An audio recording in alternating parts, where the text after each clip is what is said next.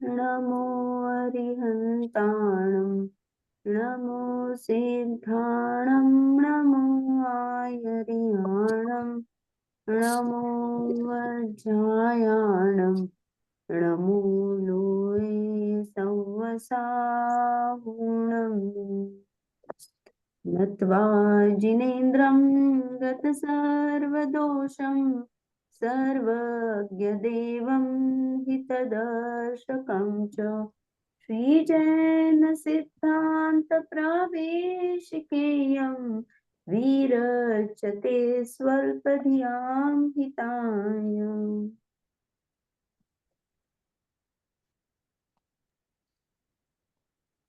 हम जैन सिद्धांत प्रवेशिका पढ़ रहे हैं।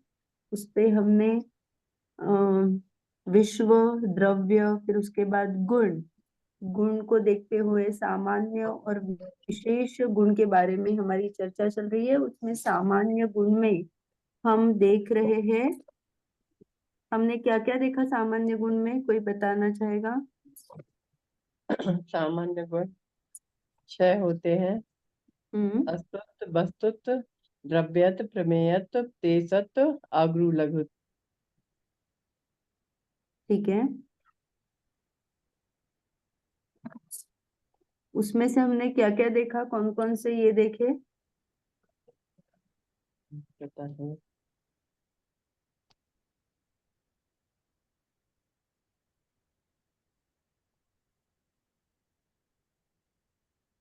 हाँ, अभी हमने हमने प्रमेय गुण भी देख लिया था दीदी। आगु हाँ लघु देखना है बस। हाँ, हमारे कौन कौन से गुण हो गए थे? अस्तित्व, वस्तुत, वस्तुत्व, आणि द्रव्यत्व। द्रव्यत्व हाँ, एवढंच झाले। प्रमेयत्व। ये हाँ। 3 हो गए थे और हमने प्रदेशत्व की चर्चा पूरी की हुई है। सिर्फ उसके लाभ देखने हैं, हमें क्या लाभ होता है प्रमेयत्व गुण से। प्रमेयत्व गुण की कोई परिभाषा मुझे बताएगा? जिस शक्ति के कारण द्रव्य किसी न किसी के ज्ञान का विषय बनता है उसे प्रमेयत्व गुण कहते हैं। बहुत बढ़िया। तो प्रमेयत्व गुण में हमने क्या देखा कि मेरे पास जो वैभव है वो ज्ञान का वैभव है, क्योंकि मैं कौन हूँ? जीव द्रव्य हूँ। पर वस्तु में ऐसा वैभव है कि वो किसी के ज्ञान का विषय बन सके। वस्तु को जानना मेरा वैभव है, पर वस्तु जानने में आ सकती है, यह वस्तु का खुद का वैभव है। इसीलिए हमने यहाँ पे ज्ञान और ज्ञेय का संबंध देखा था। सभी वस्तुएं मेरे ज्ञान में झलक सकती है, ऐसा वस्तु का वैभव है। इसीलिए हमने उसमें क्या देखा था? ज्ञान ज्ञेय संबंध। अभी जी। उसके हम क्या देखने वाले हैं? फायदे देखने वाले हैं। यहाँ पे देखिए, थोड़ा सा ये कहना है, ज्ञान गुण के कारण आत्मा को ज्ञायक कहते हैं और प्रदेशत्व गुण के कारण ज्ञेय अथवा प्रमेय भी कहते हैं। तो सारे द्रव्य में ज्ञेय गुण, ज्ञेयपना रहता है, क्योंकि सब में प्रदेशत्व गुण, प्रमेयत्व गुण रहता है। हाँ, ये हमने देखा था। अभी हमें प्रमेयत्व गुण के लाभ देखने हैं। इससे जानने से हमें क्या लाभ होते हैं? एकदम लास्ट की लाइन है, कोई भी एक पढ़िए। लाभ होते हैं, किधर है? एकदम लास्ट की लाइन है। प्रमेय गुण जानने से मुख्यतः क्या लाभ हुआ, फिर से देखेंगे इस इधर से। हाँ हाँ, पढ़िए पहला नंबर। 1 नंबर, प्रत्येक द्रव्य अपने प्रमेयत्व गुण के कारण से ज्ञान में ज्ञात होता है, झलकता है। हाँ, तो ये क्या बता रहे हैं? प्रमेयत्व गुण के ये तो कारण गुण वो ज्ञान में झलका जा सकता है। गुण के कारण वो झलकता है। हाँ झलका जा सकता है। हाँ, माने वो झलकता है, क्योंकि उस सभी द्रव्य में क्या है? तो मैं पुद्गल को जानती हूँ, तो मैं ज्ञान से जानती हूँ क्योंकि मेरे पास ज्ञान है, पर पुद्गल में प्रमेयत्व गुण है, इसीलिए मैं उसको जान पा रही हूँ। अगर पुद्गल में प्रमेयत्व गुण नहीं रहता तो मैं पुद्गल को जान नहीं पाती। पुद्गल को जानने के लिए उस हर द्रव्य में, माने उस स्पेसिफिक जिसको जानना है उसमें प्रमेयत्व गुण होना जरूरी होता है, इसीलिए वह किसी न किसी के ज्ञान का विषय बनता है। दूसरा पॉइंट, दूसरा, विश्व में रहने वाले सभी अनंत द्रव्य जाने जाते हैं। कोई भी द्रव्य अज्ञात अनंत रह नहीं सकता। हाँ, तीसरा, अननोन नहीं रह सकता। नहीं, रुकिए रुकिए, हाँ, विश्व में जो भी जितने भी द्रव्य है, कितने हैं हमने देखे थे, तो अनंत द्रव्य है। हाँ, हाँ, तो वो सभी द्रव्य किसी ना किसी के ज्ञान में झलकेंगे, तो अज्ञानता का सवाल ही नहीं रहेगा। कुछ भी ऐसा हिडन अननोन रहने वाला नहीं है।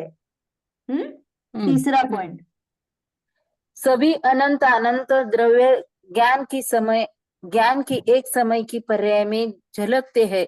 उस ज्ञान को केवल ज्ञान कहते हैं। इससे सर्वज्ञ की सिद्धि होती है।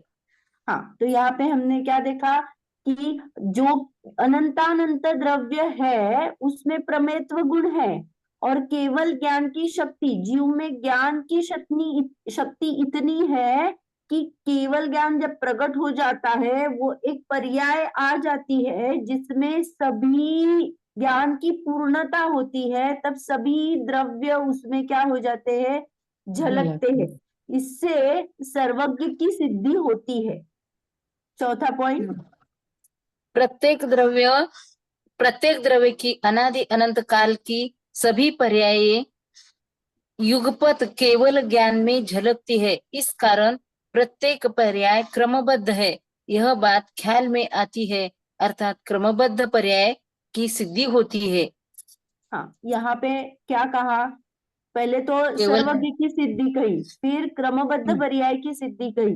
जैसे हमने पिछली बार दो दृष्टांत देखे थे। एक तो था कि द्वारिका नगरी जल गई, तो अगर वो क्रमबद्ध नहीं होते, पता ही नहीं रहता कौन सी पर्याय कब आने वाली है, फ्यूचर का कुछ सीक्वेंस ही नहीं रहता, तो कैसे पता चलेगा कि 12 वर्ष के बाद ऐसे निमित्त से ऐसा होगा। तो इससे यह ख्याल में आ जाता है, जब अनादि अनंत सभी पर्याय केवल ज्ञान में झलक रही है तो उसमें कुछ तो सीक्वेंस भी है जो कि नियमित से है। इससे यह ख्याल में आ जाता है क्रमबद्ध पर्याय की सिद्धि यहाँ सिद्धि पे होती है। हो जाती है। पांचवा पॉइंट, हमारे प्रत्येक कार्य को और परिणाम को सर्वज्ञ अर्थात अरिहंत सिद्ध जानते हैं। यह समझते ही पाप प्रवृत्ति कम होने लगती है। हाँ, अरेंज अभी ये तो सर्वज्ञ की सिद्धि, क्रमबद्ध की सिद्धि, ठीक है, हमने जान लिया, लेकिन हमें क्या करना है, ये पांचवा पॉइंट बताता है कि सर्वज्ञ क्या करते हैं, सभी चीजें जानते हैं। तो मैं कुछ किसी से कुछ छिपा के या फिर हम जो कभी कभी गॉसिपिंग बोलते हैं, गॉसिपिंग हो जाती है या चुगली हो जाती है, तो ये सब बातें क्या है, अरिहंत जान रहे हैं। तो इसका कह के उसका कहना और जो भी छिपाना, चोरी या इधर की बात उधर करना, ये सभी जो पाप रूप प्रवृत्ति है वो क्या हो जाती है, तुरंत ख्याल में हो जाती है, क्योंकि अभी मैं जागरूक हूँ, अरे अरिहंत भगवान तो मुझे जान रहे हैं, मैं किससे छुपा रही हूँ, देख रहे हैं। क्यों छुपा रही हूँ, क्या इससे मेरा भला होगा। तो ऐसे हमें हर बार माने ये पढ़ने के बाद हर बार हम जागरूक रह जाते हैं, सोचने लग जाते हैं कि अरे कितना आसान है सच बोलने में, क्या होगा, थोड़ी अभी डांट खाऊंगी या फिर क्या हो जाएगा, मैं छिपा तो नहीं सकती, तो क्या करूंगी, तो सीधा बता देती हूँ, उससे क्या होगा, आगे भी शांति रहेगी मुझे, क्योंकि एक झूठ छुपाऊंगी तो और कितने बोलने पड़ेंगे पता नहीं, उसको ट्रैक करना पड़ता है हमें, अरे बाबा पहला क्या कहा था फिर और क्या कहा था, तो ये सब याद भी रखना पड़ता है। किसको क्या कहा था, ये भी याद रखना पड़ता है। तो ये सब क्या हो जाती है, अनगिनत जो हमारी पाप प्रवृत्ति चलती है वो क्या हो जाती है, सिद्ध भगवान सब जानते हैं, ये समझने से कम हो जाती है। छठवां पॉइंट, आरोपी द्रव्य जाने जा सकते हैं, यह बात सिद्ध होती है। हाँ, हमने देखा था कि सिर्फ पुद्गल दीदी रूपी है। रूपी आणि आरोपी जरा सांगा हाँ ठीक है। थोडस। जो जिसमें स्पर्श रस गंध वर्ण होते हैं, या फिर हाँ। ऐसे कह सकते हो जिसके ये आंखों से जो भी दिखता है अपने परिप्रेक्ष्य में, मैं रिलेट कर पाऊं इसीलिए, मेरे आंखों से जो जो दिखता है वो सब पुद्गल है, क्योंकि सब में स्पर्श रस गंध वर्ण पाया जाता है। तो जो भी मुझे दिखता है वो सब पुद्गल है, ये तो मैं जानती हूँ। लेकिन जो अरूपी है, धर्म द्रव्य मैंने देखा नहीं, अधर्म द्रव्य मैंने देखा नहीं, ये स्पेस को मैं देख नहीं सकती हूँ, काल द्रव्य को मैंने कभी मेरी आंखों से बिलीव नहीं किया है। जैसे हम बोलते हैं ना कि मैंने आंखों से देखा है, इसलिए मेरा निर्णय हो चुका है उस पे, तो हम वो क्या हो जाते हैं, फर्म हो जाते हैं उस पे। लेकिन जो चीज हमने देखी नहीं है उस पे हमें बिलीव करना थोड़ा सा क्या हो जाता है, डिफिकल्ट हो जाता है। तो यहाँ पे अरूपी द्रव्य भी जाने जा सकते हैं, यह बात सिद्ध होती है, क्योंकि केवल ज्ञान सिर्फ रूपी को नहीं जानता है, वो सिर्फ आंखों से नहीं जानता है, आंख है ही नहीं। माने केवल ज्ञान अगर हम सिद्ध की बात करेंगे तो वहां पे तो आंख नहीं है। तो ये सब प्रत्यक्ष ज्ञान है जो आंखों की जरूरत ही नहीं है, वो ज्ञान से ही जाने जाते हैं। तो इसीलिए यहाँ पे रूपी अरूपी को भी जाना जा सकता है, क्योंकि कहीं कहीं ये प्रश्न उठता है कि अरे रूपी को तो जान लिया ठीक है, लेकिन अरूपी मैं नहीं बिलीव करती। तो ये जब अनंत द्रव्य और केवल ज्ञान में झलकते हैं, इससे यह स्पष्ट हो जाता है कि रूपी को तो देख ही पाते हैं और रूपी को भी देख पाते हैं, क्योंकि द्रव्य उससे बाइफरकेट नहीं है ना। हम जानने के लिए, हम समझने के लिए हमने रूपी और रूपी बाइफरकेट किया है, लेकिन वहां पे अरे जो दोनों को भी definition- देख सकते हैं। हाँ, सभी को देख सकते हैं। हाँ, फिर केवल आरोपी ज्ञान, आरोपी के हाँ केवल ज्ञान की हम डेफिनेशन जब देखते हैं तो जितने द्रव्य है उन सभी को देखते हैं, ऐसा लिखा है ना। वहां पे रूपी और रूपी का बाइफरकेशन किया ही नहीं है। हम क्या सोचते हैं, इसीलिए हमारी जो मान्यता रहती है उसको क्लियर करने के लिए ये पॉइंट आया है कि अरूपी का भी ज्ञान हो सकता है, क्योंकि हम तो कहेंगे अरे देख ही नहीं सकते तो उसका ज्ञान कैसे हो जाएगा। ये हमारा भ्रम है, हम ऐसी कल्पना करते हैं कि जो अरूपी है, जिसके पास स्पर्श रस गंध वर्ण नहीं है, वो कैसे जान सकते हैं। इसीलिए बराबर। ये बात यहाँ पे आई है, ये पॉइंट स्पेसिफिकली उन्होंने दिया है कि अरूपी को भी जाना जा सकता है, क्योंकि उसमें कौन सा गुण है, देखने का प्रमेयत्व। प्रमेयत्व। प्रमेयत्व गुण है, तो किसी न किसी के ज्ञान का विषय वो जरूर बनेगा। तो यहाँ पे यह हाईलाइट करने के लिए बता है कि सभी द्रव्यों में प्रमेयत्व गुण है और वह किसी न किसी के ज्ञान का विषय बनता है। और हमें तो पता है कि केवल ज्ञान के विषय में सभी चीजें आ जाती है, तो इससे रूपी भी हो अरूपी भी हो, डजंट मैटर, वो ज्ञान में आएगा ही। हाँ क्लियर है। हो गया। हाँ, हाँ ठीक है, अभी 7वां पॉइंट, प्रत्येक जीव अपने आप को जान सकता है, अपने को आत्मानुभव अर्थात सम्यक दर्शन हुआ है, इस बात का जीव को पता चलता है, यह बात सिद्ध होती है। हाँ यहाँ पे क्या कहना चाहते हैं कि जैसे हमने क्या किया, वस्तु स्वरूप जान लिया, तो क्या हो गया, हमें पता चल गया कि मैं जीव हूँ, अन्य पर है, तो पर से दृष्टि हटाकर मैंने खुद को जाना। फिर खुद को कैसे भेद रूप जाना, तो मुझे महात्म्य आ गया, फिर मैं अभेद की ओर मेरी दृष्टि करता हूँ। कि यह मैं अखंड अभेद ऐसा वाला वो त्रिकाली ध्रुव जो है उस पे अगर दृष्टि करता हूं तो मुझे आत्मानुभव मिलता है। तो आत्मानुभव होने के बाद मुझे पता कैसे चला, तो मुझ में प्रमेयत्व गुण है, इसीलिए मेरे ज्ञान ने मुझको ही जाना और फिर मेरे ज्ञान ने पकड़ा कि मैंने किसको जाना, स्व को जाना। तो ऐसे मैंने आत्मानुभव किया और मुझे पता ही नहीं चला, ऐसा नहीं हो सकता। तो मैंने जब सम्यक दर्शन पा लिया, मैंने खुद को अगर जान लिया, तब क्या हो जाता है, मुझे जीव को पता चलता है। क्योंकि आप सोचो ना, बहुत गर्मी चल रही है, मानो आप 1 सेकंड के लिए, बाहर बहुत गर्मी है, आप 1 सेकंड के लिए मॉल के द्वार में माने गेट से अंदर गए और फिर तुरंत बाहर आ गए। आपने कभी लाइफ में एसी कभी एक्सपीरियंस नहीं किया था, कभी भी नहीं। क्या होता है पता नहीं, आप उसी गर्मी में रहते हो, उसी को सहन करते हो, आपके लिए वो यूज टू हो गया है। लेकिन जब आप वो मॉल में जाके एक बार एसी चख के आए, तो आपको अब पता चला ना कि वो क्या है, अनुभव में आया। मैं आपको मान लो कि एसी पता नहीं है तो कितना भी बोलूं बहुत ठंडा रहता है, लेकिन हमने जिसको जाना है, जैसे मैंने फैन को जाना है, तो मैं क्या इमेजिन करती हूँ, अरे फैन जैसा कुछ तो होगा। लेकिन जब तक मैं अनुभव नहीं करती, अरे हा इतना ठंडा होता है, तब तक मुझे पता नहीं चलता है। लेकिन ये आत्मानुभव में सुख का वेदन होता है, तो वो मैं सुख को जानूंगी नहीं क्या?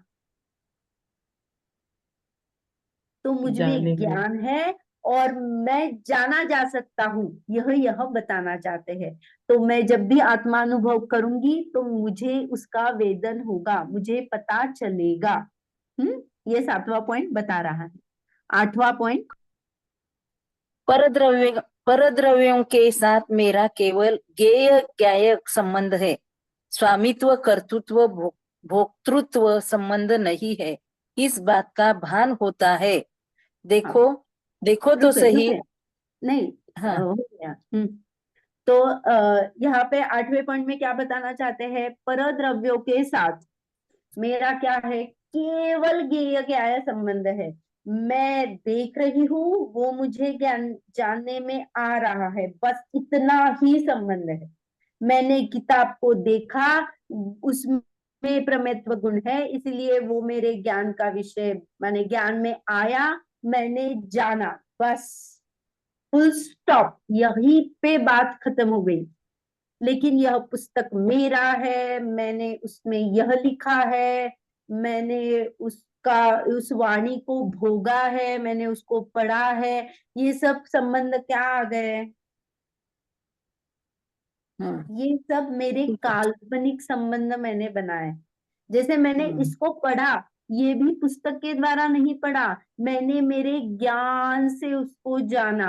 उस समय उसका वैसे ही परिणमन होना था, मेरे ज्ञान में वह झलकना था, इसीलिए ज्ञान का वैसा परिणमन हुआ। यह परद्रव्य तो निमित्त मात्र है, ज्ञेय है मेरे ज्ञान में क्या हो गए, वो झलके। यह करेंगे तो यह मेरा है, मैंने किया, मैंने भोगा, ये सब संबंध क्या हो जाते हैं, उसका अभाव हो जाता है। तो ज्ञेय ज्ञायक संबंध कितना बड़ा है और उसकी क्या अहमियत है, अभी पता चला आपको कि क्यों यहाँ कहते हैं कि माने केवल ही क्या करते हैं, ज्ञान में उनके सब झलकता है और वो खुद को ही जानते हैं। ये जब बातें आती है तो अभी इसकी माने इसका भाव भाषण होता है क्या, कि वो खुद को जान रहे हैं क्योंकि उनमें क्या है, प्रमेयत्व गुण है। और वो लोग अन्य वस्तु को भी जान रहे हैं क्योंकि अन्य वस्तु में भी क्या है, प्रमेयत्व गुण है।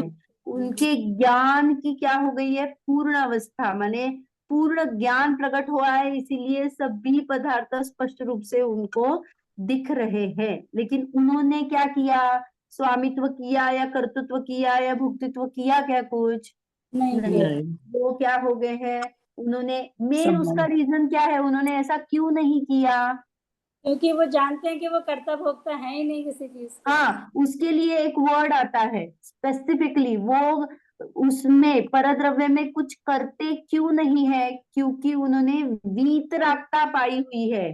पहले वीतरागता होती है, फिर केवल ज्ञान प्रकट हो केवल। जाता है। तो वीतरागता क्यों होती है, क्योंकि उसमें राग द्वेष होता है। तो राग द्वेष जिसका छूट गया है, उसको सामने जो दिखे वो दिखे, ठीक है।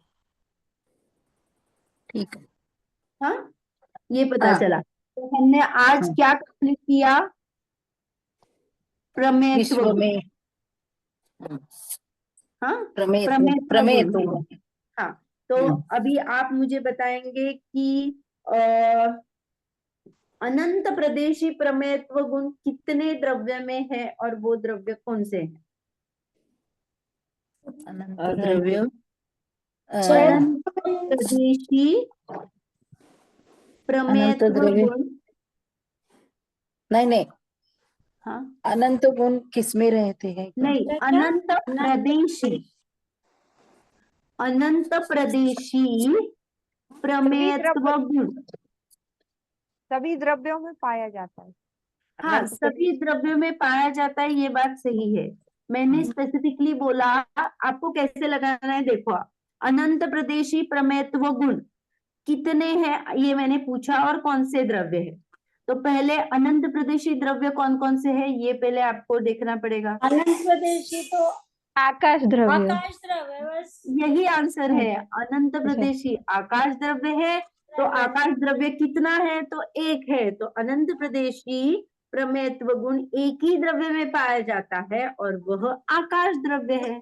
ये क्वेश्चन फिर से रिपीट कर दीजिए प्लीज। अनंत प्रदेशी अनंत प्रदेशी प्रमेयत्व गुण प्रमेयत्व गुण कितने हैं और किसके हैं?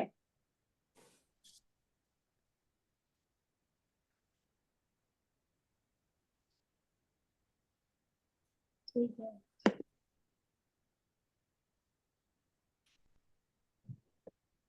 हाँ, अभी मैं पूछती हूँ, क्या पुद्गल परमाणु भी ज्ञान का ज्ञेय हो सकता है? आपके बात का मुझे हाँ ना और कैसे, उसके लिए कुछ स्पेसिफिक कारण है तो बताइए। मैं बताऊं दीदी? हाँ, बताइए।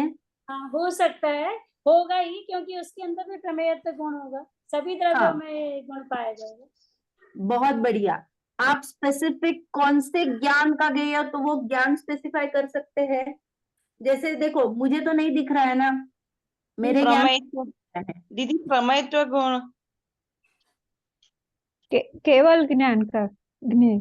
हाँ, बहुत बढ़िया, केवल ज्ञान का। और कौन से ज्ञान है जो परमाणु को देख पाते हैं? सर्वज्ञ।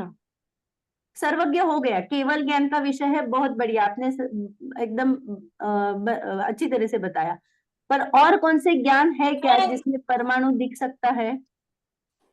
मति ज्ञान शुद्ध ज्ञान से भी दिखता है, परमाणु दिखता ही है ना, मति ज्ञान शुद्ध ज्ञान से। मति ज्ञान से। हाँ, अभी अभी सुनिए, मति ज्ञान और शुद्ध ज्ञान जो है वह इतने डीपली जो सूक्ष्म है उनको नहीं जान सकता। हम ये तर्क और अनुमान से करते हैं। मुझे जो जो दिखता है वो स्कंद रूप दिखता है, पुद्गल की दो पर्याय है। परमाणु दो जो है वो छोटा अंश है, इंडिविजुअल एक ही अणु। लेकिन हमें जो दिखता है ना वो क्लस्टर दिखता है, जैसे परमाणु, बंच ऑफ परमाणु एक साथ आए हुए हैं, उससे यह पुस्तक, टेबल, मेरा शरीर, ये सब बना हुआ है। सिंगल पार्ट जो रहता है वो मुझे नहीं देख पाता है, मेरे मति ज्ञान शुद्ध ज्ञान का विषय नहीं है। लेकिन वो प्रत्यक्ष ज्ञान जो है, जो कि अवधि ज्ञान, मन पर्याय या केवल ज्ञान तो जानते ही है, लेकिन इसका विषय बन सकता है। माने उनके अगर द्रव्य चित्र काल भाव की मर्यादा में यह आ जाएगा तो वह, क्योंकि वह रूपी है, परमाणु रूपी है, और अवधि ज्ञान और मन पर्याय ज्ञान रूपी पदार्थों को जानता है, इसीलिए वह उनके ज्ञान का विषय बन सकता है। आपका प्रश्न क्या था दीदी?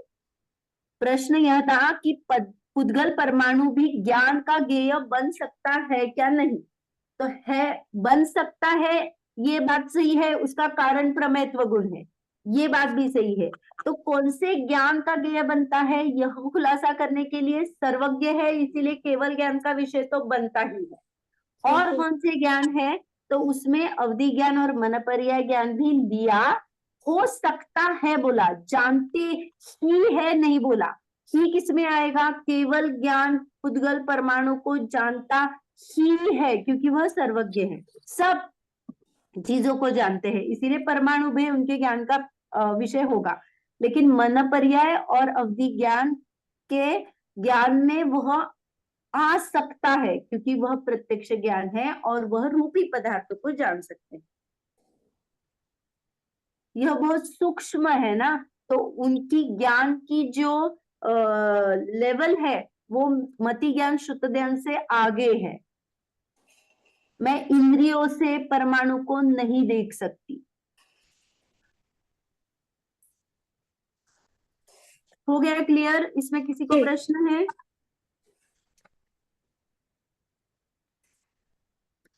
अभी बताइए, संख्या अपेक्षा एक प्रदेशी प्रमेयत्व गुण कितने हैं? एक है काल द्रव्य। काल द्रव्य। बहुत बढ़िया। बिल्कुल सही। हाँ, अभी आपने अच्छी तरह से बताया, लेकिन उसको और डीप बनाने के लिए, उसमें और सूक्ष्मता लाने के लिए सुनिए, पुद्गल द्रव्य का परमाणु भी एक प्रदेशी है, तो मैं यह कह सकती हूँ कि पुद्गल द्रव्य का परमाणु भी एक प्रदेशी प्रमेयत्व गुण है, जो कि कितने परमाणु है, तो अनंतानंत परमाणु है।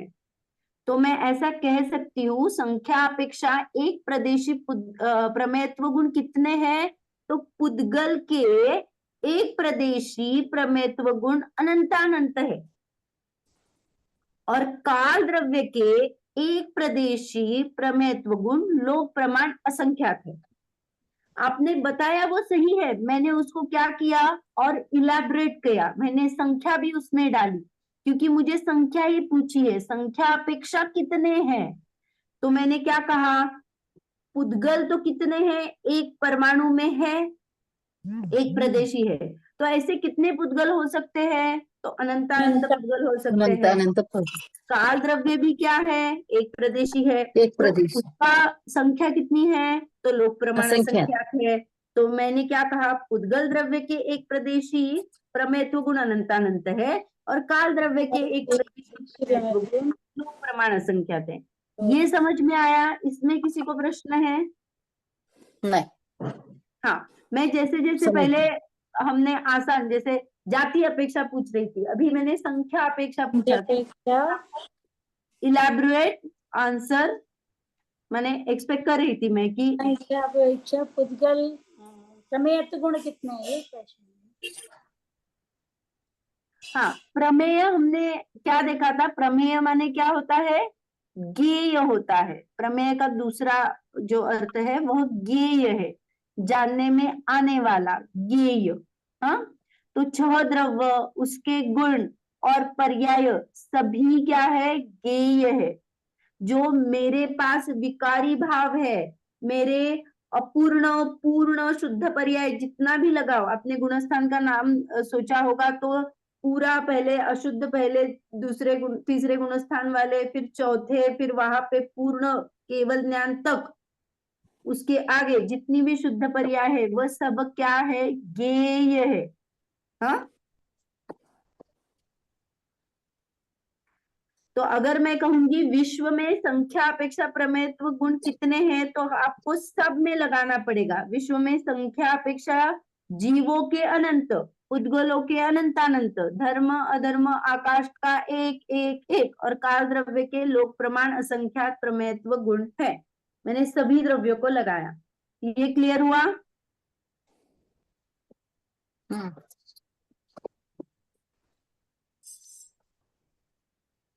हो गया ना? हाँ, अभी आप मुझे फटाफट कोई भी एक एक करके मुझे बताना, अस्तित्व गुण, वस्तुत्व गुण, द्रव्यत्व गुण और प्रमेयत्व गुण, मुझे डेफिनेशन चाहिए। अस्ति माने है।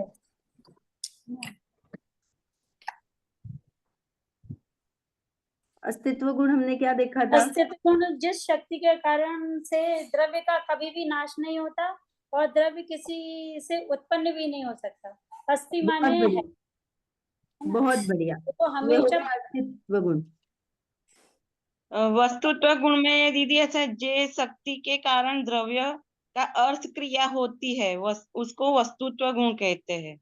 हाँ, आप लिखते टाइम में पूरा लिखना, क्योंकि एक्सप्लेन करने में इजी जाता है कि जिस शक्ति के कारण द्रव्य में अर्थ क्रिया कारित्व होता है, अपना अपना प्रयोजन कार्य होता है। आप दोनों ही बातें लिखना, तो क्या हो जाएगा, आपको भी सरलता हो जाएगी और जो पढ़ने वाला है उसको भी पता चलेगा कि माने ठीक है। क्लियर है पूरा ऐसे। अर्थ क्रिया कार्य और इसी में लिखे या नेक्स्ट सेंटेंस बनाए कि कार्य कराने की शक्ति होती है और अर्थात है, अर्थात है माने उसको, उसका क्या बोल रहे हैं, उसका इजी फॉर्म है। जैसे हम कुछ लिखते हैं और फिर ब्रैकेट में डाल के उसका मीनिंग भी लिखते हैं ना, वैसे वाला है। जिस शक्ति के कारण द्रव्य में अर्थ क्रिया कारित्व होता है उसे वस्तुत्व गुण कहते हैं। यह आप लिख सकते हो, कोई दिक्कत नहीं है। लेकिन अर्थ क्रिया कारित्व पता है क्या, तो उसको एक्सप्लेन करने के लिए आप घड़े उसके में ही जल। सामने उसका एक्सप्लेनेशन देने के लिए अपना अपना प्रयोजनभूत क्रिया करता है, ऐसा लिख सकते हैं। या फिर अर्थ क्रिया कारित्व माने अपनी अपनी प्रयोजनभूत क्रिया, ये भी लिख सकते हो, जैसा आपको इजी समझे।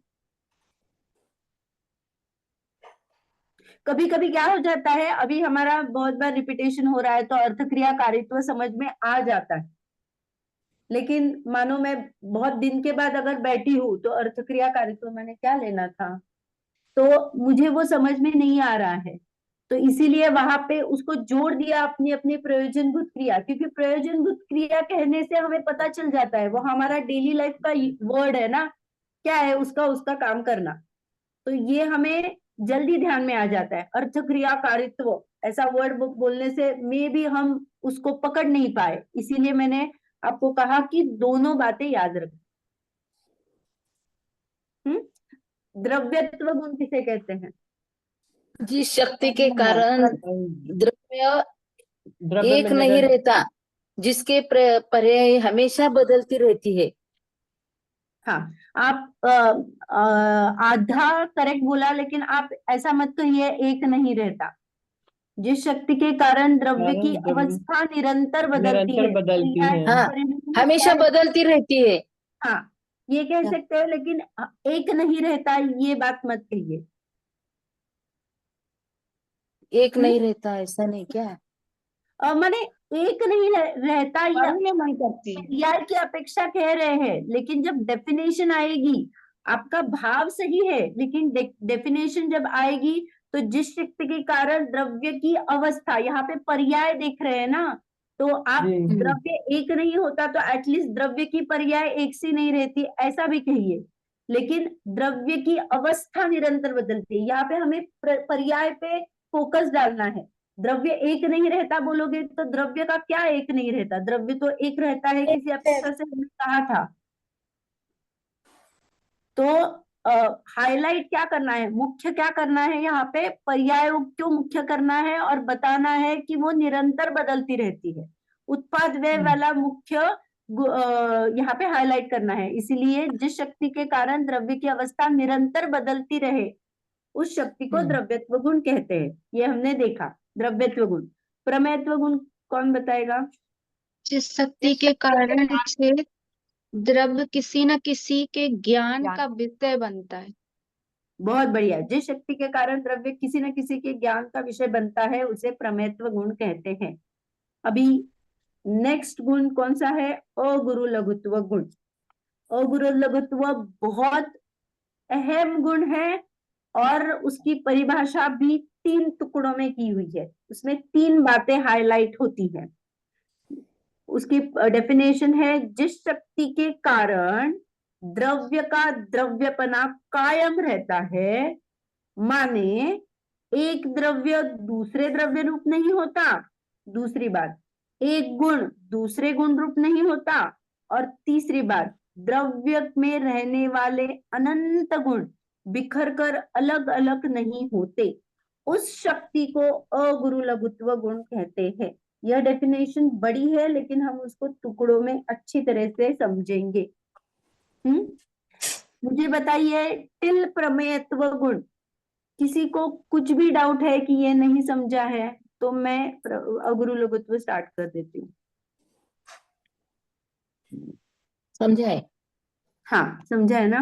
तो हाँ, जो हमारा आप कह रहे थे कि एक रिवीजन ले लो, तो वो मैं सोच रही थी कि अगुरु लघुत्व हो जाए, फिर माने अगुरुत्व और प्रमेयत्व गुण, प्रदेशत्व गुण, प्रदेशत्व रह गया, प्रदेशत्व।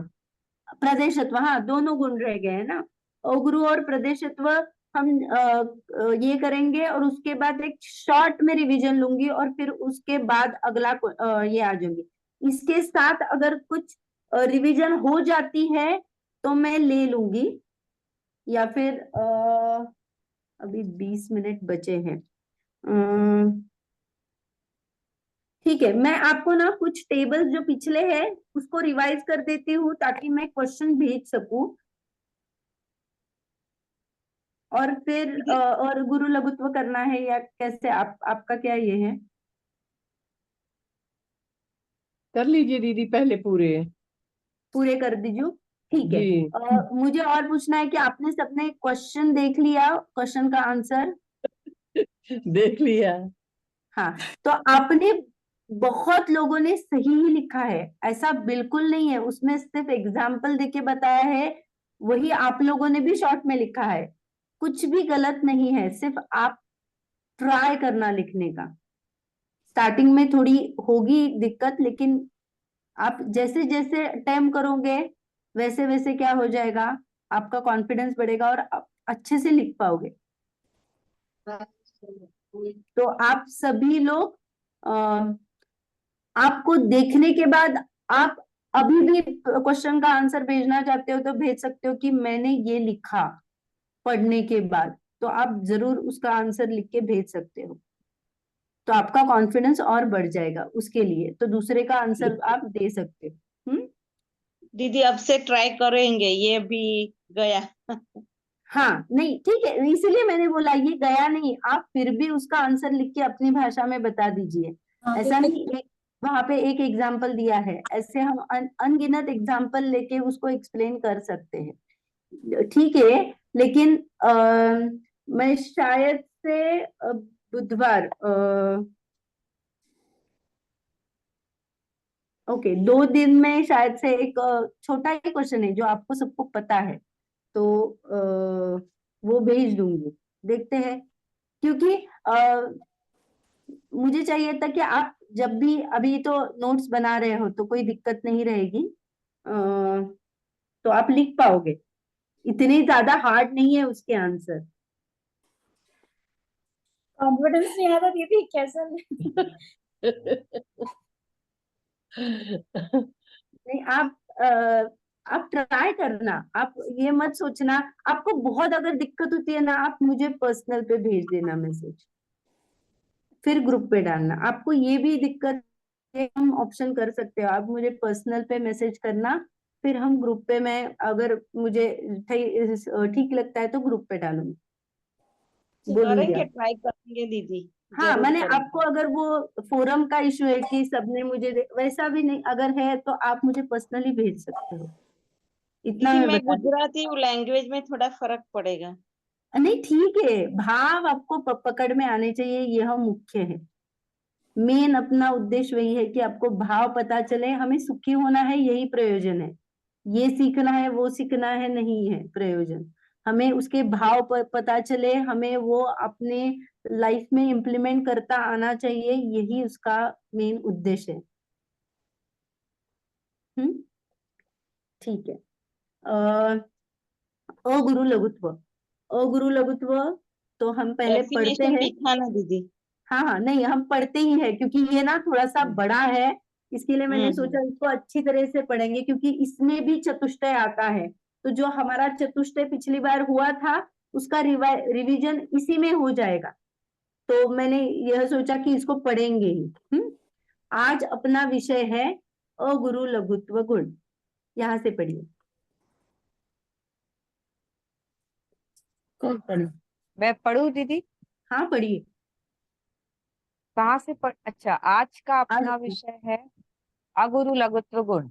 यह गुण अलौकिक है, जैन सिद्धांतों का प्राण है, वस्तु स्वरूप समझने के लिए बड़ा मंत्र है। सच देखा जाए तो कोई भी गुण बड़ा या छोटा नहीं है, श्रेष्ठ अथवा कनिष्ठ नहीं है, परंतु इसे जानने से वस्तु व्यवस्था अच्छी तरह से हमारे ज्ञान में आती है। इसलिए इस गुण को महान कहा है। उसकी परिभाषा है, जिस शक्ति के कारण से द्रव्य में द्रव्यपना कायम रहता है, अर्थात एक द्रव्य दूसरे द्रव्य रूप नहीं होता, एक गुण दूसरे गुण रूप नहीं होता, और द्रव्य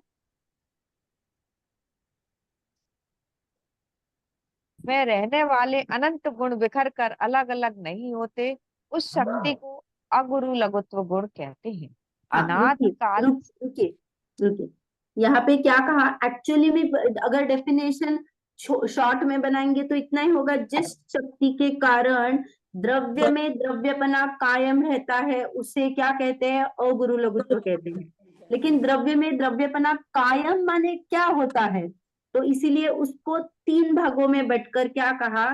एक द्रव्य दूसरे द्रव्य रूप नहीं होता, एक गुण दूसरे गुण रूप नहीं होता, और द्रव्य के गुण बिखर कर अलग अलग नहीं होते। माने उसके पूरा हमने जितना कुछ देखा है जो कि स्थायी गुण है, हम द्रव्य और गुण क्या कहा था हमने? समभावी है, वो जुदा बिल्कुल नहीं हो सकते। उनको पकड़ के रखने के लिए ये 3 बातें बताई है कि द्रव्य दूसरे द्रव्य नहीं होता, माने वो वही रहता है। एक गुण दूसरा गुण रूप नहीं होता, माने गुणों में भी इंटरचेंज नहीं होता, उनका उनका अलग अलग सेपरेट सेपरेट कार्य चल रहा है। और ठीक है, उनका उनका कार्य चल रहा है, लेकिन गुण अगर बिखर के चले गए तो ऐसा भी नहीं होता है। तो द्रव्य भी फिक्स है, उसके गुण भी फिक्स है, उसका कार्य भी फिक्स है। ये पता चला आपको? तो ये बताता है कि द्रव्य में द्रव्यपना कायम रहता है, क्योंकि द्रव्य गुणों से है, गुणों की पर्याय है। तो उन्होंने पूरा उसमें क्या किया? लिंक किया और आपको बताया कि द्रव्य में द्रव्यपना कैसे कायम है। अभी देखते हैं, अनादिकाल से अनंत द्रव्य। अनादिकाल से अनंत द्रव्य अस्तित्व में है, उनमें से हर एक द्रव्य का स्वरूप जैसा का तैसा कायम टिकता है। एक द्रव्य पलटकर दूसरे द्रव्य रूप नहीं हो सकता। अनंत गुणों के समूह को द्रव्य ऐसी संज्ञा है। अनंत गुणों के समूह को द्रव्य ऐसी संज्ञा है। इन अनंत गुणों में से एक भी गुण अलग नहीं हो सकता। ऐसी शक्ति प्रत्येक द्रव्य में विद्यमान है। एक भी गुण यदि निकलकर दूसरे द्रव्य में मिल जाए तो नष्ट हो जाए, तो गुणों के समूह का भंग होना अर्थात द्रव्य के नाश का प्रसंग आएगा। एक द्रव्य के नाश के साथ विश्व के नाश का प्रसंग आएगा, परंतु ऐसा हो ही नहीं सकता। प्रत्येक द्रव्य में परद्रव्य रूप ना होने की शक्ति है। अनंत गुणों के का समूह जैसा है वैसा कायम रहने की शक्ति है। इस शक्ति को ही अगुरु लघुत्व गुण कहते हैं। दीदी, इसमें एक ये जो आया है ना, अनंत गुणों के समूह को द्रव्य ऐसी संज्ञा है, ये मतलब क्या हुआ? हाँ देखिए, बताती हूँ। अनादिकाल से अनंत द्रव्य अस्तित्व में है, ये पता चला। द्रव्य क्या है? अनादिकाल से अस्तित्व में है, अस्तित्व गुण के कारण बोल सकते हो। उनमें से हर एक द्रव्य का स्वरूप जैसा का वैसा कायम टिकता है। स्वरूप मानो या अर्थ क्रियाकारित्व मानो, वस्तुत्व गुण का कार्य माने वो उसका जो स्वरूप है वो पलटता नहीं है। द्रव्य जो है माने जीव का जो चेतना गुण है वो वैसा ही कार्य करता है। जीव का जो कार्य है वो जीव ही करता है, पुद्गल का जो कार्य है वो पुद्गल ही करता है। वो एक द्रव्य पलटकर दूसरे ध्रुव नहीं होता, मैं दूसरे का कार्य नहीं कर सकती हूँ। वैसे ही तीसरा है, अनंत गुणों के समूह को द्रव्य संज्ञा है। द्रव्य की डेफिनेशन कोई बताएगा? गुणों के समूह को गुणों द्रव्य के कहते हैं। समूह को द्रव्य कहते हैं। तो यहाँ पे वही बताया है, सिर्फ सेंटेंस की क्या बोलते हैं कि हाँ, उसको अनंत गुण। इसने बताया है सिर्फ। हाँ, अनंत गुणों के समूह को द्रव्य, ऐसी संज्ञा है। संज्ञा माने डेफिनेशन, नाम उसका। तो यहाँ पे सिर्फ अनंत जोड़ दिया है क्योंकि गुण अनंत होते हैं। तो अनंत गुणों के समूह को द्रव्य संज्ञा है, माने द्रव्य की डेफिनेशन बताइए यहाँ पे। इन अनंत गुणों में से, अतः अभी गुण पे आए, पहले तो द्रव्य को बताया कि एक द्रव्य दूसरे का कार्य नहीं करता, अभी गुण करता है क्या? तो एक भी गुण अलग नहीं होता और ऐसी शक्ति द्रव्य में विद्यमान है कि उसके गुण उसके साथ रहते हैं।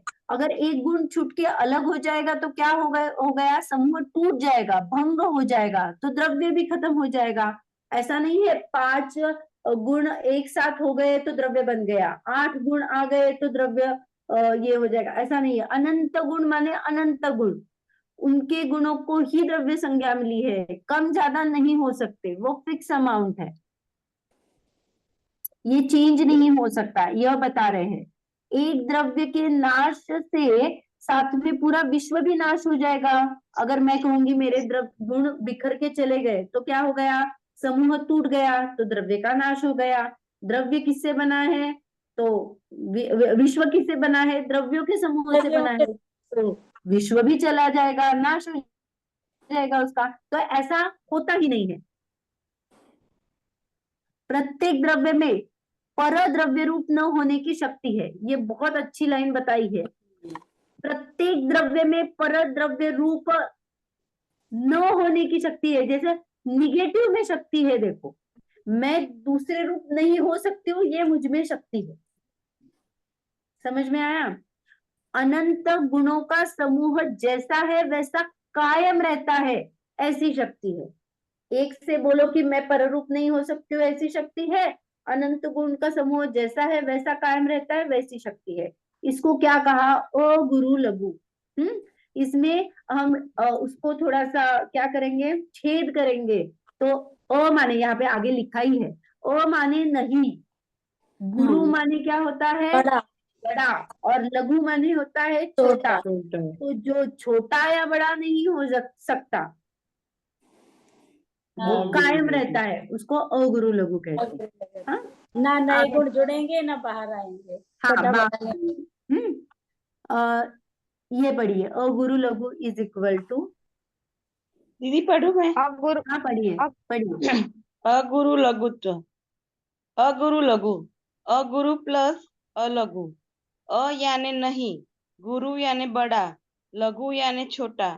यह शक्ति द्रव्य को बड़ा या छोटा नहीं होने देती, कायम है वैसा रखती है। यह तो समझ गए, परंतु हाँ, रुको। किसके आधार से हम? रुकिए रुकिए। यह शक्ति द्रव्य को बड़ा या छोटा नहीं होने देती, कायम है वैसा ही रखती है, यह तो समझ गए। आप कोई मुझे गुण की डेफिनेशन बताएगा? जो द्रव्य की संपूर्ण अवस्थाओं में और संपूर्ण भागों में पाए जाते हैं उन्हें गुण कहते हैं। बहुत बढ़िया। तो हमने जो गुण देखा था, तो सभी अवस्थाओं में और सभी भागों में पाया जाता है। इससे यही सेम बताया है, यह शक्ति द्रव्य को बड़ा या छोटा नहीं होने देती, सिर्फ यहाँ पे डिफरेंट लैंग्वेज में बताया है, कायम वैसा का वैसा ही रखती है। ये हमने कहा देखा था? गुणों के स्वरूप में देखा था। गुण कैसे सारी अवस्था में पाए जाते हैं, सभी क्षेत्रों में रहते हैं, उसके चतुष्टय क्या होते हैं? स्वद्रव्य, स्व क्षेत्र, स्वकाल, स्वभाव। ये चारों से क्या हो जाता है? हमें पता चल जाता है कि मेरे गुण की मर्यादा क्या है। याद आया थोड़ा सा? स्वद्रव्य, स्व क्षेत्र, स्वकाल, स्वभाव, उसमें हमने देखा था कि जो हम पानी पीते हैं या फिर ग्लास का स्वद्रव्य, स्व क्षेत्र, स्वकाल, स्वभाव अलग है। पानी जो पिया उसका अलग है। पानी का अलग है। हाँ, ये हमने देखा था, याद है? याद जी। हाँ, उसमें हमने क्या देखा था? द्रव्य। अभी आप मुझे इसकी अपेक्षा बताइए, ठीक है? अभी थोड़ा सा ये लेके रिवाइज करते हैं कि 6 द्रव्यों में हमने देखा था सबसे बड़ा द्रव्य कौन सा है? तो द्रव्य सभी बराबर हैं। 6 द्रव्यों आकाश में, द्रव्य। हाँ नहीं, अभी अभी यहाँ पे अपेक्षा लगानी पड़ेगी। ऐसे अच्छा, आपके अपेक्षा, हाँ दोनों के आंसर, हाँ दोनों के आंसर हाँ सही है। हम विदाउट अपेक्षा कहेंगे तो सभी हाँ। आंसर सही है, क्योंकि त्यागवाद वाणी है। आप कौन सी अपेक्षा से कर रहे हो वही भी सही है, सही बात, अगर आकाश अपेक्षा द्रव्य बतानी कहोगे तो भी पड़ेगी। सही है। तो अभी 6 द्रव्य में अगर मैं संख्या अपेक्षा कहूंगी तो सबसे बड़ा द्रव्य कौन सा है? आकाश। आकाश। फिर से सोचना। आकाश ही उद्गल बड़ा है। द्रव्य, उद्गल द्रव्य, जीव जीव उद्गल द्रव्य। संख्या, संख्या अपेक्षा, संख्या। आप फिर से जीव वो अनंत। चार्ट ना, आप बाय हार्ट करना। अनंत। जो हमने दो जीव। संख्या, क्षेत्र, रूपी अरूपी वाला जो बनाया था ना, बहुत बड़ा वाला चार्ट, वो जीव पूरा द्रव्य बाय बड़ा। हार्ट होना चाहिए। कि अगर मैंने संख्या कहा तो जीव, संख्या कॉलम देखेंगे तो सबसे बड़ा कौन सा है? तो जीव जीव तो जीव क्या द्रव्य। है? द्रव्य है, अनंत अनंत। उद्गल अनंत अनंत है, तो सबसे बड़ा संख्या अपेक्षा कौन सा हो गया? उद्गल आ गया। क्षेत्र अपेक्षा कहेंगे तो सबसे बड़ा कौन सा द्रव्य है? फिर काल द्रव्य है। आकाश। आकाश द्रव्य है, क्योंकि वह अनंत प्रदेशी है। आपको जब क्वेश्चन पूछा जाएगा तो पूरा लिखेंगे, संख्या अपेक्षा उद्गल द्रव्य बड़ा है क्योंकि वह अनंतानंत है। फिर क्षेत्र अपेक्षा आकाश प्रदेश बड़ा है क्योंकि वह अनंत प्रदेशी है। काल द्रव्य कौन बड़ा किसका है? सभी द्रव्य समान है क्योंकि सभी अनंत अनादि अनंत है। बहुत बढ़िया, बहुत बढ़िया। आपने क्या कहा? काल द्रव्य की अपेक्षा तो सभी समान है क्योंकि सभी का काल क्या है? अनादि एक। अनंत ही है। और भाव अपेक्षा अगर कहेंगे तो कौन सा द्रव्य बड़ा है? गुण। भाव जीव द्रव्य अपेक्षा। बड़ा है। हाँ, कौन सी अपेक्षा? भाव। नहीं नहीं, उसमें रीजन क्या है? जैसे हमने आकाश द्रव्य बड़ा है कहा क्षेत्र अपेक्षा, लेकिन हाँ। फिर उसका रीजन दिया कि वह अनंत प्रदेशी है, उसकी वजह से वह बड़ा है। क्योंकि जैसे जीव हमने जीव काल द्रव्य का देखा, सभी अनादि अनंत होने से सभी क्या है? बड़ा छोटा नहीं है, उसमें सभी बड़े हैं या छोटे हैं, ऐसा बड़ा छोटा की संकल्पना ही नहीं है, सभी समान है। ऐसा काल द्रव्य की अपेक्षा हमने रीजन क्या बताया? अनादि अनंत है। तो आप मुझे भाव अपेक्षा बोले पूछोगे मैंने कि जीव द्रव्य है तो कौन सी अपेक्षा से? क्योंकि क्यों आपने केवल ज्ञान में सबसे ज्यादा अविभाग प्रतिच्छेद है। बहुत बढ़िया। भाव, भाव हमने क्या देखा था? अविभाग प्रतिच्छेद से गिनते हैं। जैसे हमने देखा था कि बल्ब का पावर कितना है? 40 वॉट है। तो ये जो कितना एक्सप्रेस होने का जो पावर है, भाव कितना है? तो हमने एक्सट्रीम लिमिट देखा। एक्सट्रीम लिमिट कौन सा है? केवल ज्ञान। केवल ज्ञान का पूरा भाव क्या हो गया है? प्रकट हो चुका है, जीव का भाव प्रकट हो चुका है। तो वो जो प्रगटता है वो केवल ज्ञान के अविभाग प्रतिच्छेद से सबसे बड़ा है। तो इसलिए हमने जीव द्रव्य के केवल ज्ञान के अविभाग प्रतिच्छेद से हमने क्या लगाया? भाव सबसे बड़ा है। ये सबको क्लियर हो गया? जी दीदी, ये चार्ट है वो मुझे फिर से चाहिए। ये चार्ट शायद बना है तो सेंड मैं, कर देना है। किसी ने लिखा हो तो वो भी कर देगा, चलेगा ग्रुप में। ठीक है, ठीक है। हाँ, लेकिन आप खुद से लिखना ना। चार्ट तो ये हो जाएगा, लेकिन आप खुद से ट्राई करना। ओके। हाँ, क्योंकि जब हम हाँ लिखते हैं ना तभी अपना जो रहता है वो याद रहता है, इसीलिए हाँ, भेजने वो में तो मैं कोई दिक्कत लिखती नहीं। हूँ। लेकिन जैसे मैं कुछ लिखूंगी तो मैं कुछ उसका हाईलाइट करूंगी, मेरे कुछ तो नहीं समझा है उसको वहां पे एग्जाम्पल्स की तरफ से लिखूंगी, तो वो क्या हो जाएगा? याद रहेगा, इसीलिए। दीदी वैसे इससे ही हमने, क्वेश्चन कैसे बनेगा? जैसे ये जो आपने पूछा है, ऐसे कैसे क्वेश्चन बनेगा इसका? किसका कि क्वेश्चन कैसे बने? अगुरु लघुत्व गुण का आप पूछ रहे हो कि क्षेत्र अपेक्षा कहाँ बड़ा है, ऐसा क्वेश्चन क्या नहीं बनेगा? नहीं, मुझे ना यहाँ पे एक्चुअली मैंने ये रिवाइज किया कि आपका थोड़ा सा बड़ा और छोटे का ये है कि नहीं। अभी हम जब ये मैंने 6 द्रव्यों में लगाया अभी का जो था। अभी वही अगर मैं एक द्रव्य के गुण और पर्याय पे लगाऊंगी तो क्या हो जाएगा, ये मैं क्यों बताना चाहती हूँ, क्योंकि यहाँ पे जो स्व चतुष्टय आया है तो उसको पता होना चाहिए ना कि मेरा क्षेत्र कितना है, मेरा काल कितना है।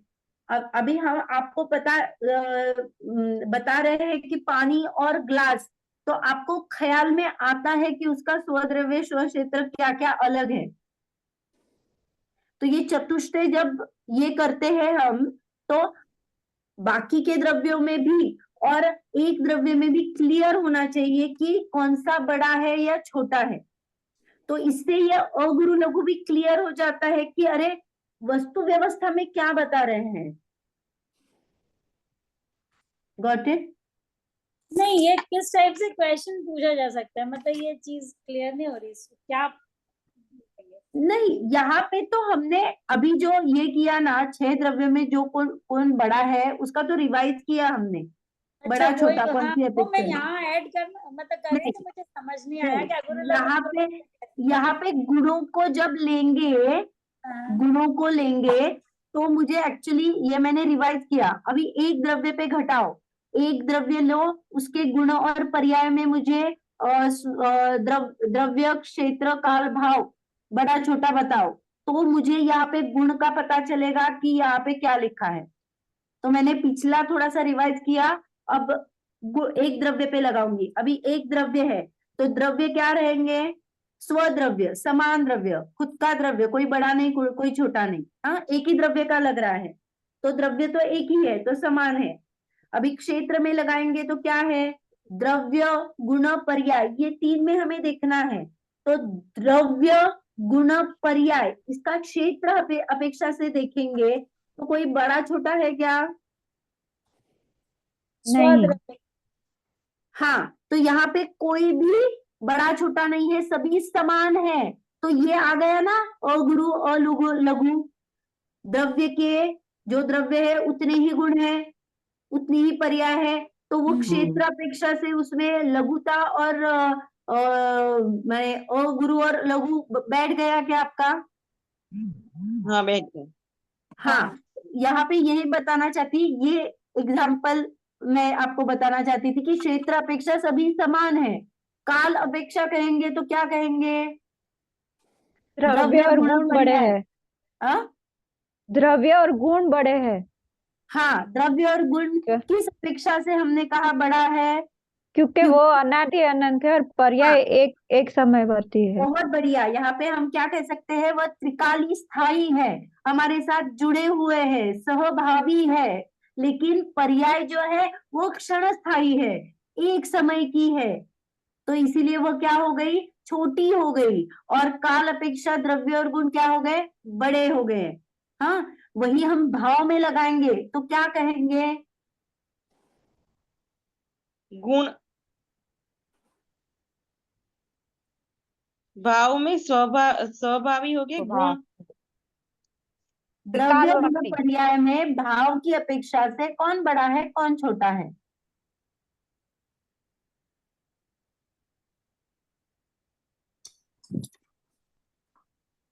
देखिए, द्रव्य की डेफिनेशन हमने क्या देखी थी, गुण पर्यायात्मक द्रव्य, गुण पर्याय वाला द्रव्य। इससे यह ख्याल आ जाता है कि द्रव्य क्या है, अंशी है, उसका एक पार्ट गुण है, गुण का एक पार्ट पर्याय है।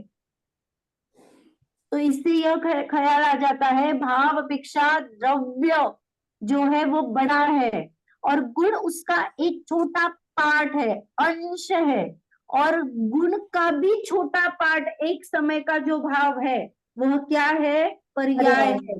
तो यहाँ पे द्रव्य बड़ा हो गया, उससे छोटा गुण आ गया और गुण से छोटा पर्याय आ गई। ये समझ में आया? उस हिसाब से पर्याय तो सब बहुत छोटी हो गई ना, हाँ, एक समयवर्ती। पर्याय तो एक समय की होती है। हम समय भी नहीं पकड़ पाते, हम सेकंड में कितने साले असंख्यात आवली का 1 सेकंड हो जाता है, हम समय नहीं पकड़ पाते। तो ये जो बता, अभी इस पे मैं क्वेश्चन डाल सकती हूँ, फिर आप मत बोलना कि ये हमने रिवाइज नहीं किया है। 6 द्रव्यों में बड़ा छोटा और द्रव्य गुण पर्याय में छोटा बड़ा, ये इसमें किसी को डाउट है तो अभी पूछना। नहीं, इसका क्वेश्चन कैसे होगा दीदी, मैं बहुत कंफ्यूज हो गई हूँ इसमें। द्रव्य नहीं, की आपको क्या क्वेश्चन आ जाएगा, ऐसा ही आ जाएगा कि अभी विश्व के बारे में चल रहा है, अभी हमने समूहों का क्वेश्चन डाला था, वैसे ही क्या आ सकता है कि कौन सा द्रव्य बड़ा है, अपेक्षा लिखी है, तो आप सबको अभी द्रव्यों में कहा तो सभी द्रव्य लगाना, एक द्रव्य में किंवा द्रव्य के गुण पर्याय में अपेक्षा लगानी है तो वैसे लिखना, जैसे क्वेश्चन आ जैसे जाएगा। द्रव्य गुण पर्याय में अपेक्षा लगाएंगे तो अलग अलग द्रव्य का फिर तीनों चीज लेंगे, ऐसा? अगर द्रव्यों में पूछा तो 6 द्रव्य में पूछा है। हाँ ठीक है। जब एक द्रव्य में पूछेंगे उसके गुण पर्याय से ही पूछा तो वैसे उसका आंसर आ जाएगा, दो अलग ये रहेंगे। दीदी एक बार फिर से समझा दो ना। आपको 6 द्रव्य का पता चल गया? हाँ पता जी। चल गया। हाँ, 6 द्रव्य में हमने क्या देखा, द्रव्य माने संख्या अपेक्षा देखा, क्षेत्र माने उसका प्रदेश अपेक्षा देख लिया, काल माने उसका अनादि अनंत वाला जो टाइम लिमिट है वो देखा, भाव में हमने क्या देखा, अविभाग प्रतिच्छेद से गिना कि सबसे ज्यादा अविभाग प्रतिच्छेद कहाँ है, और हम ज्ञान से पकड़ते हैं इसीलिए यहाँ पे ज्ञान का एग्जाम्पल दिया है। पिछली बार भी मैंने अविभाग प्रतिच्छेद का डेफिनेशन बताते हुए कहा वहां पे वीर्य गुण का, अनंत दर्शन का उतना ही अविभाग प्रतिच्छेद है, क्योंकि वो क्या है, पूरे उगड़े हुए ओपन है, उसपे कोई आवरण नहीं है, पूरी बेस्ट अवस्था उनकी प्रकट हो चुकी है, लेकिन मैं ज्ञान में उसको क्या करती हूँ, जानती हूँ, उस अपेक्षा जो जानने में आ रहा है, मैंने जिसको मैं पकड़ सकती हूँ उसका एग्जाम्पल दूंगी ना, जो मेरे ज्ञान का विषय नहीं है उसका एग्जाम्पल दूंगी तो वो क्लियर नहीं होगा, इसीलिए यहाँ पे ज्ञान की अपेक्षा से ही अविभाग प्रतिच्छेदों में जो सबसे बेस्ट है, जो केवल ज्ञान है, उसका लिया है। ये क्लियर है 6 द्रव्यों का?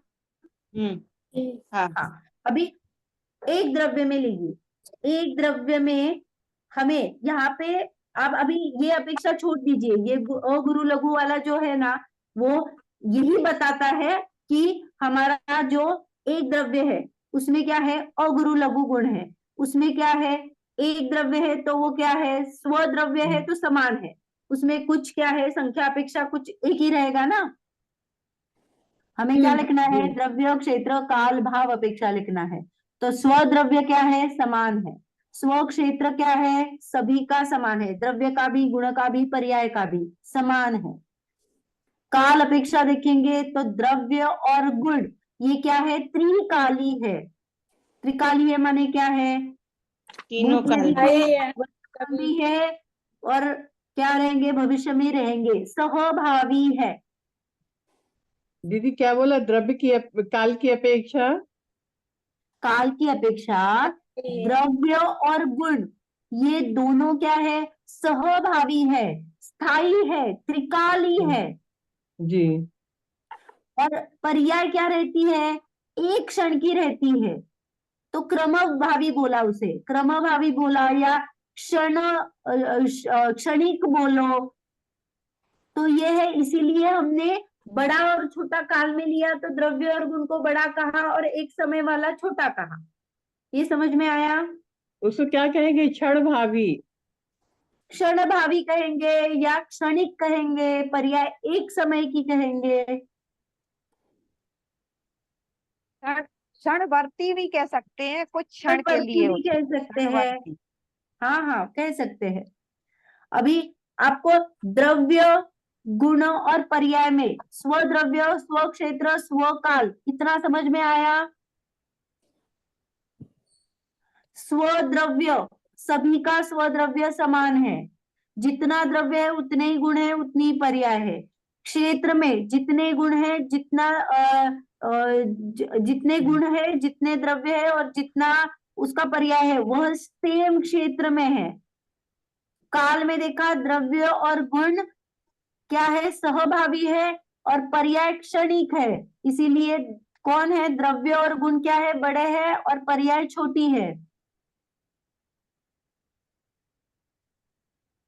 अभी भाव की अपेक्षा, भाव को यहाँ पे ऐसा लगाएंगे कि अनंत भाव वाला जो द्रव्य है वो बड़ा है, क्योंकि उसमें सब उसके डिवीजन आ गए ना। मुझे कहना है अखंड वो द्रव्य लो, उसका एक गुण लोगे तो उसका एक पार्ट आ गया ना, फिर उस पार्ट का एक समय का परिणमन उसका भाव आ गया। तो सोचो, एक समय की पर्याय वो एक गुण की, फिर ऐसे अनंत गुण, और फिर अनंत गुण का एक द्रव्य। तो आप ऐसे एक के ऊपर एक रखोगे तो द्रव्य सबसे बड़ा ही रहेगा ना। तो अंशी द्रव्य है, उसका एक अंश वो उसका गुण है, और वो एक गुण का एक पर्याय उसका वो भाव तो एक है। तो एक समय का भाव वो पर्याय है, और गुण कैसा होगा? अनंत भाव वाला होगा ना।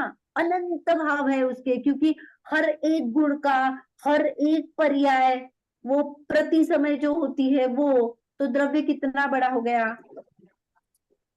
भाव की अपेक्षा समझ में आया?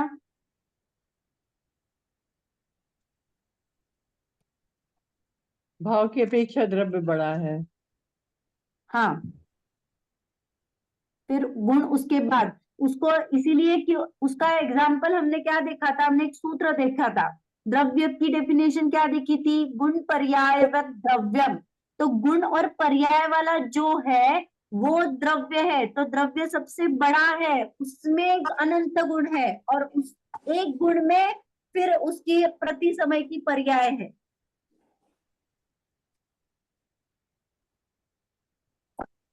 तो हमने अभी जो देखा इसको यहाँ पे लगाएंगे, तो अगुरु लघु में हमने स्व चतुष्टय में क्या देखा था?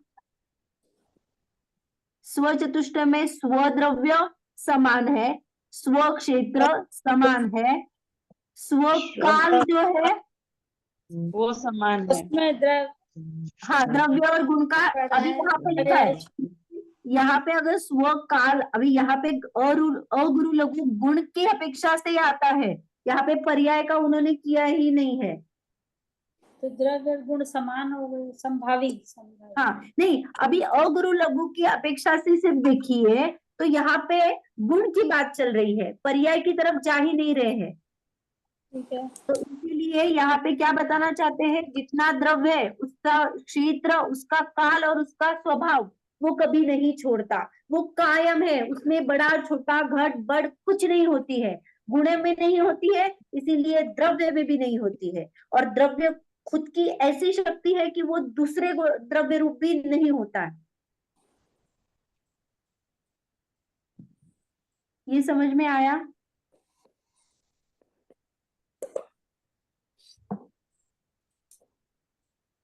दीदी इसका मतलब ये हुआ कि जैसे स्वेदव अपन ने एग्जाम्पल लिया जिसके कि द्रव क्षेत्र काल भाव पे कंपैरिजन किया है आपस में, ऐसा?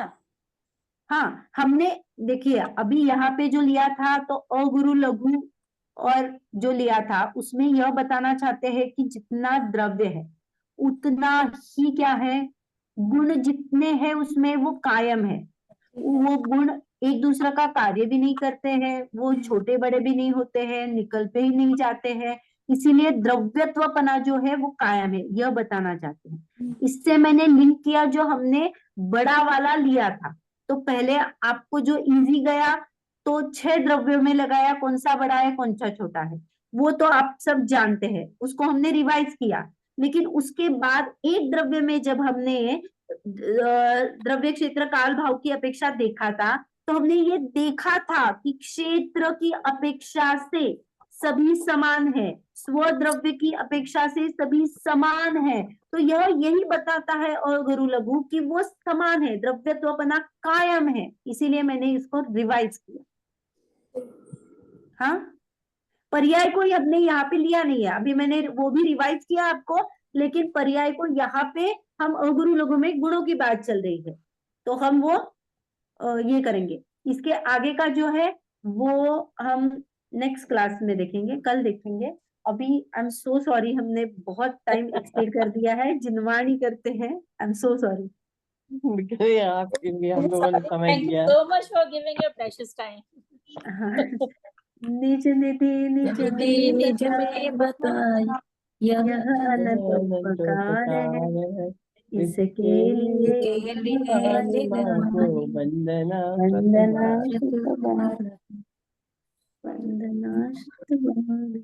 काय सर्ग करेंगे?